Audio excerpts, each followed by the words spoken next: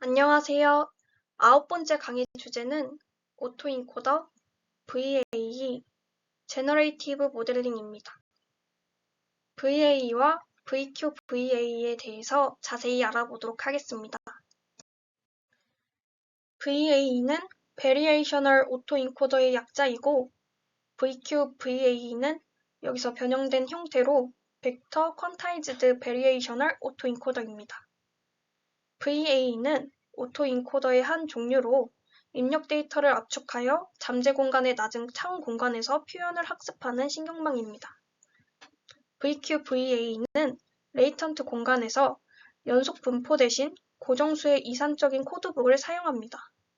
또한 주어진 데이터 포인트를 가장 가까운 코드북 벡터에 매핑하여 레이턴트 표현을 양자화합니다. JP-EASY 알고리즘에 대하여 알아보도록 하겠습니다. 다음은 JP-EASY 알고리즘에 대하여 두 가지 압축 수준이 적용된 예시입니다. 여기 두 번째 이미지에서는 중간 수준 내 압축이 적용되었습니다. 이 이미지는 실제로 원본의 압축 버전이고 그 과정에서 바이트 수를 줄이면서도 일부 정보가 손실되었습니다. 즉, 압축을 통해 크기는 줄어들고 그리고 이미지의 품질이 약간 저하된 것입니다. 여기 세 번째 이미지에서는 더 높은 수준의 압축이 적용되었습니다. 이 이미지는 두 번째 이미지와 비교하여 더 높은 수준의 압축이 된 것을 육안으로도 확실히 알 수 있습니다. 특히 빨간 채널 값이 변경되면서 약간 이미지가 손상된 것을 확인할 수 있습니다. 그럼에도 불구하고 여전히 고양이로 인식할 수 있는 의미 정보를 가지고 있습니다. 이 예시를 통해 JP-EASY 알고리즘이 압축 수준에 따라 어떻게 이미지의 품질과 의미 정보를 유지하는지 또는 손실하는지에 대해 이해해 볼 수 있을 것 같습니다.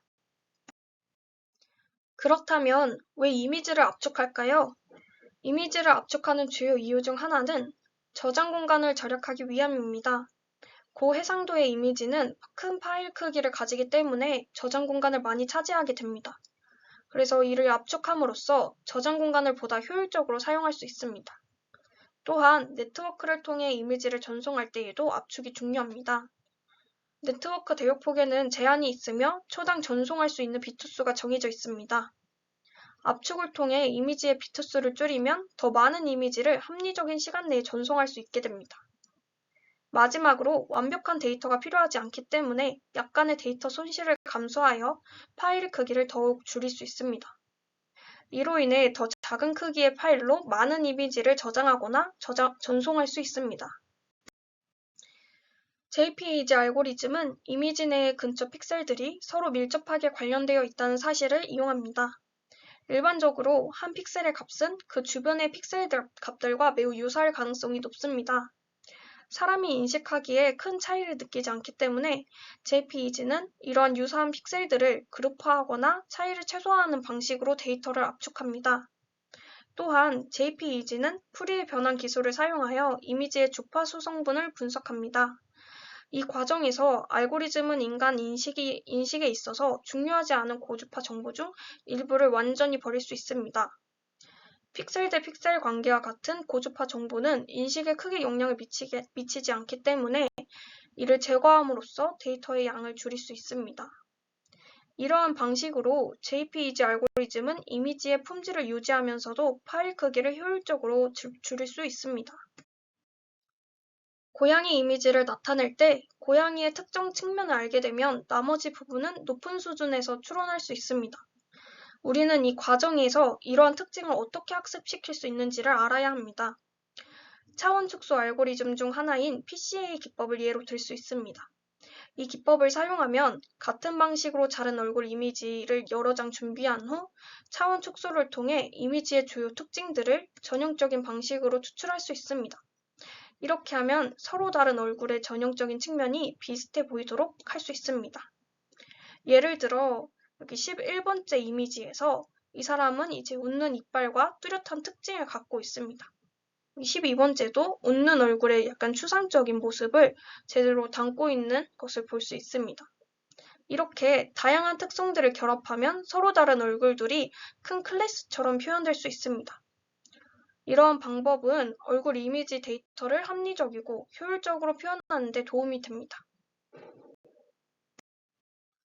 VA와 VQVA에 대해 들어가기 앞서 오토인코더에 대해 알아보도록 하겠습니다. 오토인코더는 입력 데이터를 받아서 그 데이터를 재구성하는 데 사용되는 인공신경망의 한 종류입니다. 먼저 입력 레이어를 통해 데이터가 들어오게 되면 여러 레이어를 거치면서 처리가 진행됩니다. 이 과정에서 데이터는 라벨이 붙은 무언가로 변환됩니다. 중앙에 위치한 가장 작은 레이어를 병목 레이어라고 부르는데 이 레이어는 네트워크의 정보가 가장 압축된 형태로 저장되는 부분입니다. 병목 레이어에서 다시 출력 레이어로 데이터가 전달되며 최종적으로는 재구성된 데이터가 출력됩니다. 입력 데이터는 보통 매우 큰 벡터로 표현되지만 병목 형상에서 이 벡터가 매우 짧은 벡터로 압축됩니다. 예를 들어 128개의 입력 이미지를 처리할 때 컨볼루셔널 레이어를 사용하면 이미지 크기가 30x 30까지 줄어들 수 있습니다. 오토인코더는 크게 두 부분으로 나눌 수 있습니다. 첫 번째 부분은 인코더로 입력을 받아서 압축된 코드로 출력하는 역할을 합니다. 두 번째 부분은 디코더로 이 코드를 받아서 원래 입력과 유사한 형태로 재구성된 출력을 생성합니다. 결과적으로 오토인코더는 입력과 출력이 유사한 형태가 되도록 학습하는 구조를 가지고 있습니다. 이를 통해 데이터의 주요 특징을 효과적으로 학습하고 불필요한 정보는 제거할 수 있습니다. 생성 프레임워크는 이미지나 텍스트와 같은 정보를 생성하는 데 사용되는 시스템입니다. 이 과정에서 잠재 벡터를 샘플링하게 됩니다. 이 잠재 벡터는 이미지나 텍스트와 같은 최종 출력을 생성하는 데 중요한 역할을 합니다. 잠재 벡터는 일종의 유전자처럼 작동합니다. 마치 가상의 유전자 세트를 선택하고 그 유전자들을 조합하여 특정 결과물을 생성하는 것처럼 작동하게 됩니다. 예를 들어 X바 Z의 P로 특정 얼굴을 생성할 수 있는 것처럼 이러한 과정에서 유전자 수는 분포에 따라 결정되며 다양한 결과를 만들어낼 수 있습니다. 하지만 이 과정에서 모든 프로세스가 항상 결정론적이지는 않습니다. 즉 일부 프로세스는 예측할 수 없거나 그 역학을 완전히 이해하지 못하는 경우가 있을 수 있습니다. 이러한 경우에는 프로세스를 랜덤하게 모델링하거나 일부 요소가 누락될 수 있습니다. 결론적으로 생성 프레임워크는 복잡한 시스템이지만 그 안에서 잠재 벡터를 효과적으로 사용하여 다양한 출력을 생성할 수 있습니다. 먼저 인코더는 입력 이미지를 받아서 그 이미지의 잠재성을 생성해야 합니다. 잠재성은 이미지의 중요한 특징들을 압축한 형태라고 할 수 있습니다. 이 잠재성을 생성한 후 디코더가 이를 받아 원본 이미지에 대한 추정을 다시 수행하게 됩니다. 이 과정에서 중요한 것은 공간의 확률적 인코딩을 사용하여 구조를 부여하는 것입니다. 즉, 인코더는 이 공간 중에서 하나의 지점을 선택하여 디코딩할 때 사용할 수 있도록 합니다. 그리고 디코더는 이 지점을 기반으로 원본 이미지를 재생성합니다. 결국 인코더와 디코더는 협력해서 입력 이미지를 효과적으로 표현하고 그 이미지를 원래 상태로 보관하는 과정을 수행합니다. VA에 대해서 좀 더 자세히 설명해 보도록 하겠습니다. 먼저 VA의 구조는 크게 인코더, 샘플링, 디코더 이렇게 세 가지의 과정으로 크게 나눌 수 있습니다. 첫 번째로 VA의 인코더는 주어진 입력 데이터 X를 받아 이를 좀 더 낮은 차원의 잠재 공간, 레이턴트 스페이스로 압축합니다. 예를 들어 X가 고해상도 이미지라면 인코더는 이 이미지를 중요한 특징만 남겨두고 압축하는 역할을 합니다. 이 과정에서 생성된 잠재 변수 Z는 단순한 값이 아니라 평균 μx와 분산 시그마x로 표현되는 정규 분포로 모델링됩니다. μx와 시그마x는 각각 인코더의 출력으로 입력 데이터가 평균적으로 어떠한 값을 가지며 그 값이 얼마나 변동하는지를 나타냅니다. 그 다음 두 번째로 인코더에서 생산된 μx와 시그마 x를 기반으로 z를 샘플링합니다. 이 샘플링 과정은 잠재 공간의 임의의 지점을 선택하는 것으로 이해할 수 있습니다. 즉 같은 입력 데이터더라도 샘플링의 무작위성 때문에 다소 다른 Z값을 생성할 수 있습니다. 마지막으로 세 번째로 샘플링된 Z는 디코더에 입력됩니다. 디코더는 이 Z를 사용해 원본 입력 X에 최대한 가까운 출력을 재구성합니다. 이 재구성된 출력을 이제 X 햇으로 표시됩니다. 여기 아래 식은 VA의 손실함수, 로스함수입니다. VA의 손실함수는 재구성 손실과 그리고 KL 발산으로 이렇게 두 가지 주요 구성 요소가 있습니다. 먼저 재구성 손실은 원본 입력 X와 그리고 디코더가 여기서 생성한 출력 X 햇을 이제 햇 간의 차이를 나타냅니다. 따라서 재구성 손실이 작을수록 원본 입력과 출력이 유사해집니다. 즉, 모델이 입력 데이터를 얼마나 잘 복원할 수 있는가를 평가하는 지표입니다. 그 다음에 KL 발산은 인코더가 출력하는 잠재 변수 Z가 Z의 분포가 표준 정규 분포를 얼마나 따르는지를 측정합니다. 이 발산값이 작을수록 잠재 변수 Z는 표준 정규 분포와 유사한 형태를 가지게 됩니다. 이는 VA가 데이터의 특정 패턴에 과도하게 맞추지 않고 일반적인 분포를 따르도록 하는 데 중요한 역할을 합니다. 이를 통해 VA는 다양한 입력 데이터에 대해 일반화된 모델을 학습하게 됩니다. 결론적으로 VA는 이 두 손실을 합한값을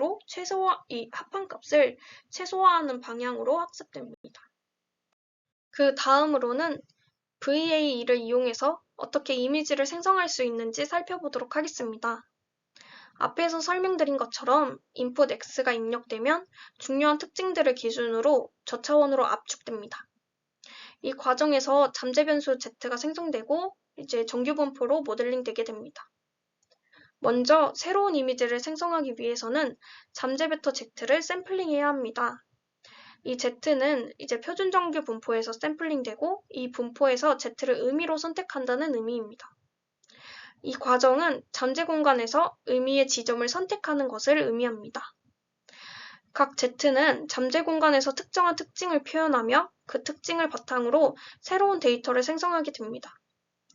이렇게 해서 선택된 Z를 디코더에 넣으면 디코더는 이 Z값을 바탕으로 새로운 이미지를 생성합니다.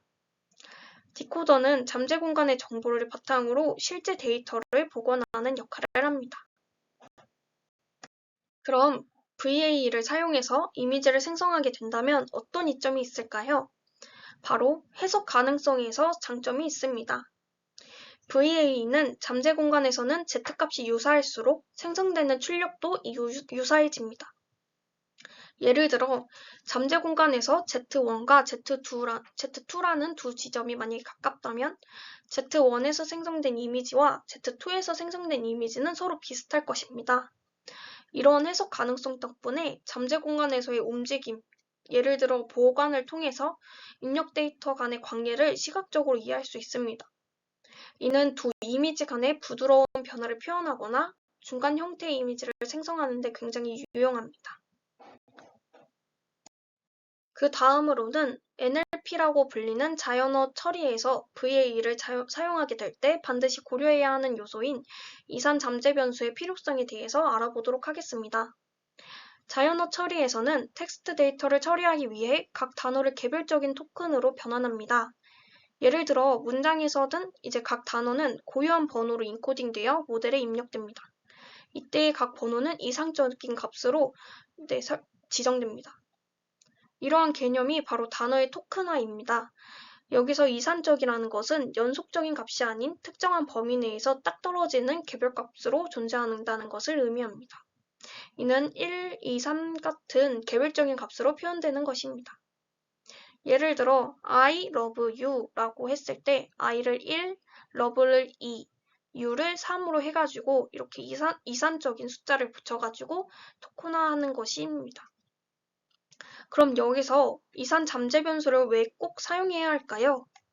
바로 이산적인 잠재 변수는 자연어 처리에서 단어의 특성을 반영하는 데 적합하기 때문입니다. 이산적인 표현은 텍스트 데이터처럼 명확한 카테고리가 있는 데이터에 매우 적합합니다. 예를 들어 문장에서 행복이라는 단어는 항상 특정한 의미로 사용되며, 그리고 이러한 이산적인 데이터는 NLP 모델이 데이터의 패턴을 학습하고 예측하는 데 매우 유리합니다. 따라서 NLP에서 VAE를 적용할 때는 이산적인 잠재 변수를 사용하는 것이 더 자연스럽고 효율적일 수 있습니다. 그러면 평균과 분산 형태인 가우시안 분포를 띠는 연속적인 데이터를 어떻게 이산적인 벡터 값을 지니는 잠재 변수로 표현할 수 있는 걸까요? 바로 벡터 양자화 기법을 사용하기 때문입니다. 양자화 기법을 알아보기 전에 먼저 코드북이라는 개념에 대해서 살펴보도록 하겠습니다. VQVA에서 핵심적인 역할을 하는 것은 바로 코드북입니다. 코드북은 잠재 공간에서 자주 나타나는 특징을 요약한 여러 개의 벡터, 코드워드를 저장하고 있는 일종의 사전입니다. 이때 코드북에 저장된 각 벡터들은 입력 데이터의 중요한 특징을 압축하여 표현하는 역할을 합니다. 예를 들어 얼굴 이미지의 경우 특정 얼굴 표정이나 조명, 조건 등을 코드북의 벡터로 표현할 수 있습니다. 그 다음으로 벡터 양자화란 무엇인지 살펴보겠습니다. VQVA에서 인코더는 입력 데이터를 받아 이를 코드북에 있는 벡터들 중 가장 가까운 벡터로 변환하는데, 이 과정을 바로 양자화라고 합니다. 인코더가 어떤 벡터를 출력하면 이 값은 코드북에서 가장 가까운 벡터로 반올림됩니다. 이는 원래 연속적인 값을 가진 데이터를 이산적인 코드북 벡터로 변환하는 과정입니다. 이 양자화 과정 덕분에 연속적인 입력 데이터는 코드북의 이산적인 벡터로 표현되며, 이는 모델이 보다 명확하고 일관된 데이터 표현을 학습하도록 돕습니다. VQVA의 학습 과정과 코드북의 얼라이먼트에 대해서 살펴보도록 하겠습니다. 먼저 코드북 얼라이먼트 부분이 나타내는 의미를 설명드리도록 하겠습니다. VQVA는 학습 과정에서 인코더가 출력한 잠재 벡터를 코드북의 벡터로 하나로 변환합니다. 이때 인코더의 출력이 코드북의 벡터와 얼마나 가까운지를 평가하며, 이를 바탕으로 코드북을 학습하고 업데이트합니다.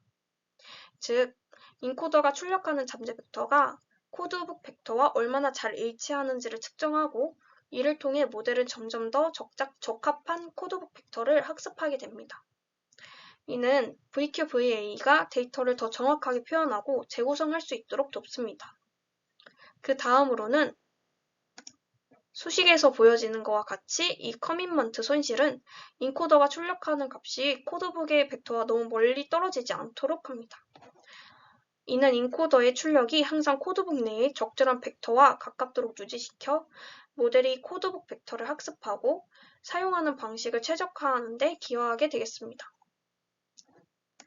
마지막으로 리컨스트럭션 로스 부분입니다. 이 재구성 손실은 디코더의 출력이 원본 입력과 얼마나 유사한지를 측정하는 손실입니다.